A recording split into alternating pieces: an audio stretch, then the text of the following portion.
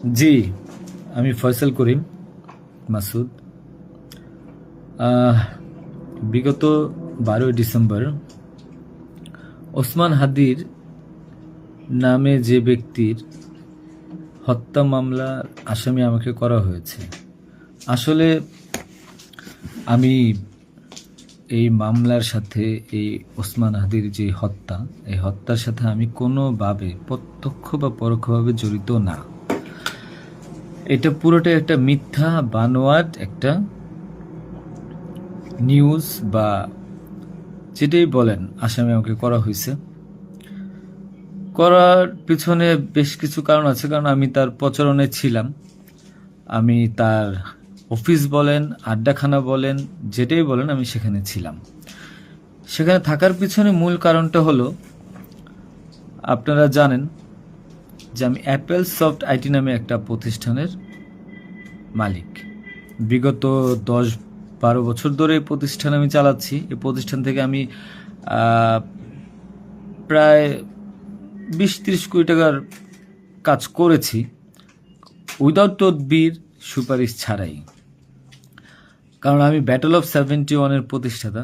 Battle of 71-এর মতো একটি game বানিয়ে আমি বাংলাদেশে জাতীয় পুরস্কারও পেয়েছি। আমি সফটওয়্যার ইঞ্জিনিয়ার, আমি এমবিএও করেছি। এখন কথা হচ্ছে সেটা না, কথা হচ্ছে যে আমি সেখানে কেন গেলাম।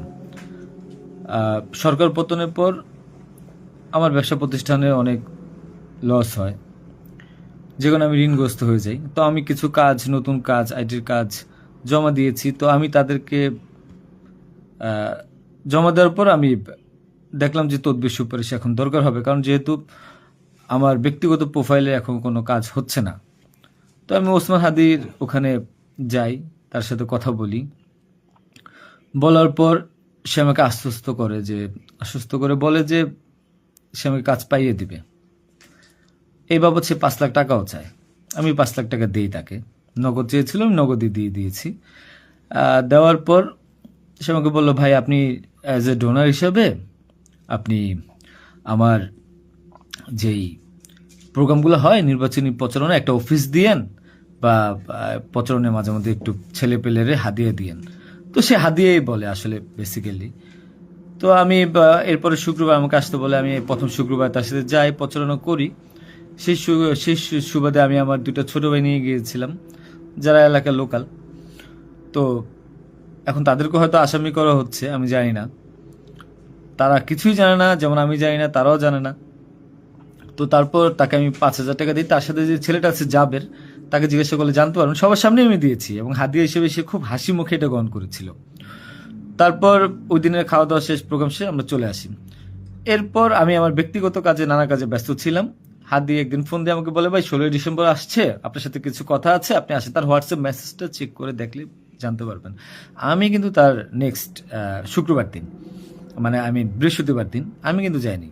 সে আমাকে ফোন দিয়ে নিয়েছিল যে আপনি আসেন, এসে আপনি দেখেন যে আপনার সাথে কিছু কথা আছে, আপনার কাজটার বিষয়ে কিছু কিছু কথা আছে, আর আমাদের 16ই ডিসেম্বর প্রোগ্রামে আপনি একটু হেল্প লাগবে।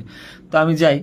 সাথে আমার বেসিক্যালি আমি বাইক চালাইতে পারি না, সেজন্য আমার যে বাইক, সেই বাইকের একজন চালক ছিল, ওটা আমার খুব ক্লোজ ছোট ভাই, আমার খুব স্নেহের, আলমগীর।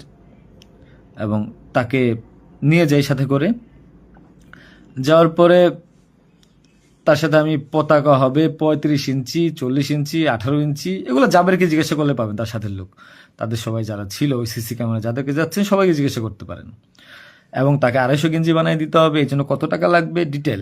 এবং ঘটনার দিন আমাকে সে রিকোয়েস্ট করে, আজকে যারাই যে আপনারা দেখছেন হাজার হাজার লোক, শত শত লোক, হাদির তো এত লোক ছিল না, কারণ সে আমাকে নিজেই রিকোয়েস্ট করেছিল যে ভাইয়া আপনি আমাকে 5-10টা পোলাপাইন দিয়েন, আর 16ই ডিসেম্বরে 50টা ছেলে পেলে দিয়েন, যেন আমার পতাকাটা ধরতে পারে, আমার প্রোগ্রামটা সাকসেস করে দিতে পারে।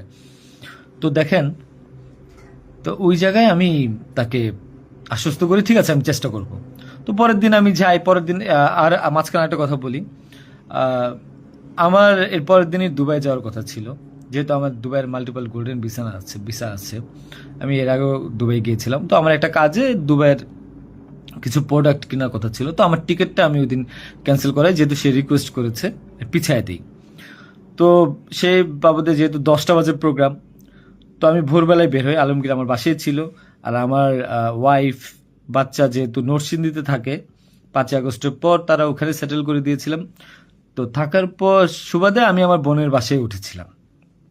আমি কিন্তু অন্য কোথাও যাইনি, বোনের বাসায় উঠেছিলাম ওদিন রাতে। তো ওই বাইক নিয়ে যাই, যেহেতু বাইকটা আমি কিনেছি। তো নাম রেজিস্ট্রেশন হয়নি। তো আলমগীর বাইকটা চালায়, আমাকে নিয়ে যায়। তো ভোরবেলা আমরা একটা উবার ডেকে আমরা একটা রিসোর্টে যাই, এটাও সত্য। ওই রিসোর্টে যে মেয়েটা ছিল, ওই মেয়েটা বেসিক্যালি আলমগীরের গার্লফ্রেন্ড। কারণ আলমগীর আমি দুবাই চলে যাওয়ার পর সে যেহেতু এলাকায় থাকতে পারছিল না, তার একটু বাইরে থাকতে হবে। তো ওই মেয়েটা তার কাছে একটা হেল্প চায় বাসা ভাড়ার জন্য। তো আলমগীর তার গার্লফ্রেন্ডকে হেল্প করার জন্য বলে, ঠিক আছে তুমি আজকে দেখা করো, আজকে আমাদের অনেক কাজ, তোমার সাথে আমি পরে দেখা করতে পারবো না। তো আলমগীরের সাথে আমি যাই। যাওয়ার পর 8টা 9টার দিকে আমি আবার চলে আসি, কারণ আমার এই টিকিটটা ক্যান্সেল করতে হবে। আবার হাদির প্রোগ্রামে যেতে হবে, ছেলে পেলেও নিয়ে যেতে হবে।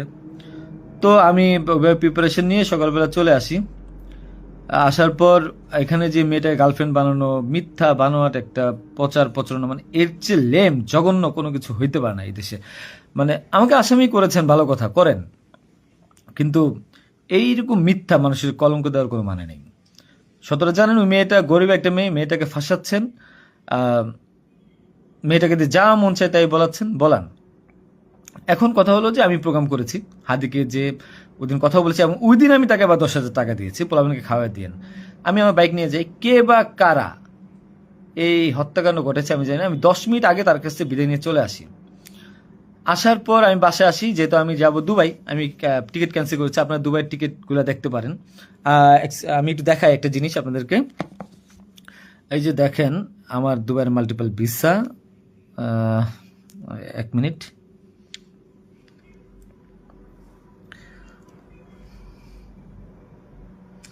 এই যে দেখেন আমার দুবাইয়ের মাল্টিপল ভিসা। হ্যাঁ, ওকে।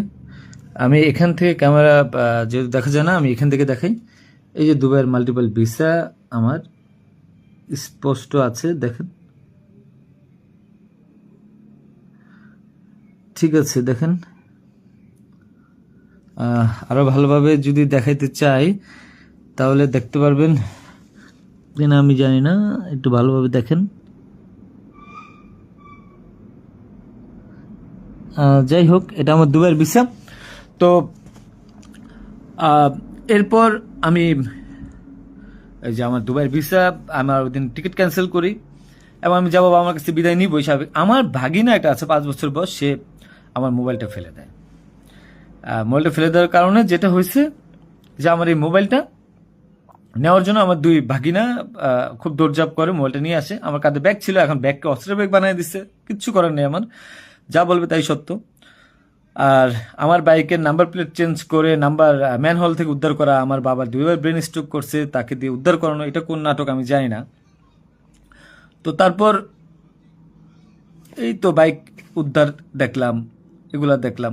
এরপর আমি বিদায় নিয়ে চলে আসি।